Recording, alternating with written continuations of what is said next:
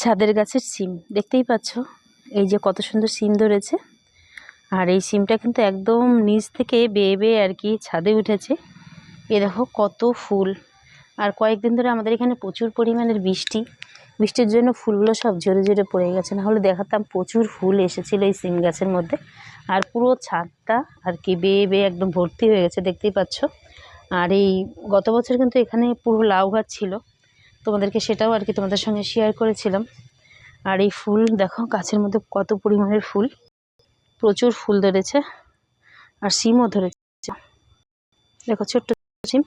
আর এই গাছটি কিন্তু টবে কিংবা কোনো বস্তার মধ্যে বসানো নেই, একদম মাটি থেকে আর কি ছাদের মধ্যে বেয়ে বেয়ে এসছে। দেখো মাটিতে বসানো আর একদম ছাদের মধ্যে বেয়ে বেয়ে আর কি এসছে।